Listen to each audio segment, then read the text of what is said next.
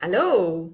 Aujourd'hui, on va parler du syndrome de la page blanche, la grande peur de tous les entrepreneurs que je connais qui décident, se disent, là, je dois faire du contenu, mais là, je sais pas par où commencer, puis moi, écrire, là, je trouve ça difficile, puis là, je sais jamais quoi faire, puis tout ça. On relaxe, on respire et on revient à la base. Il y a quelques temps, j'ai fait une vidéo qui parlait de comment démarrer son blog, d'avoir une ligne éditoriale et tout ça. Si vous savez pas de quoi je parle, je vous suggère d'aller l'écouter. Ça va répondre à quelques-unes de vos questions. Mais en gros, ce que je disais, c'est que la première étape, c'est d'établir la mission, donc le but de la communication, à quoi on veut en venir avec ce contenu-là, ainsi que des thèmes et des sous-thèmes.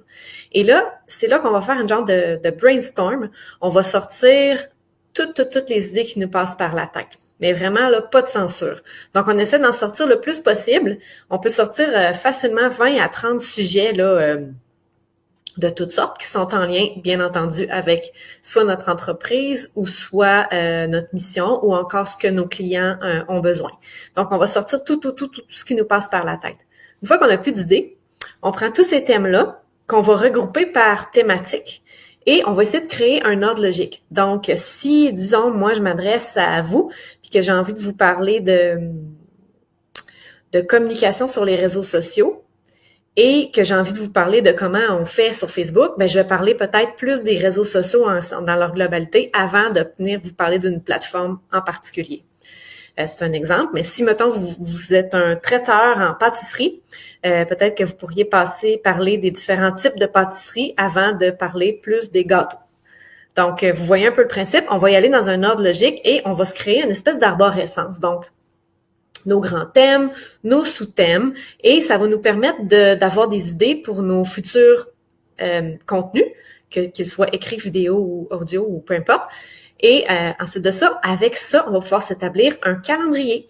Donc, on va pouvoir dire, bon, ben ça, étant donné que j'ai établi mon ordre logique, ben je sais que je vais venir mettre ce sujet-là en premier, et ceux-là vont en découler dans d'autres vidéos ou d'autres articles de blog par la suite.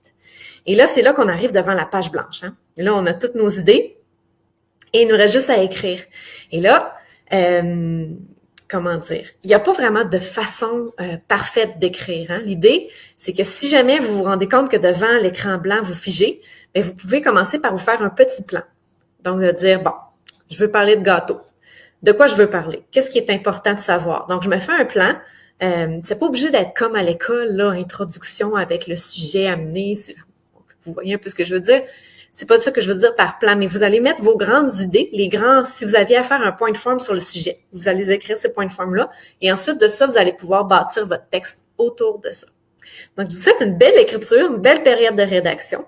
Puis, si vous avez des questions plus précises par rapport à vos sujets, par rapport à comment amener telle chose ou encore comment structurer votre logique et tout ça, ça me fera plaisir d'y répondre si vous m'écrivez en message privé. Je vous souhaite une excellente journée. À bientôt.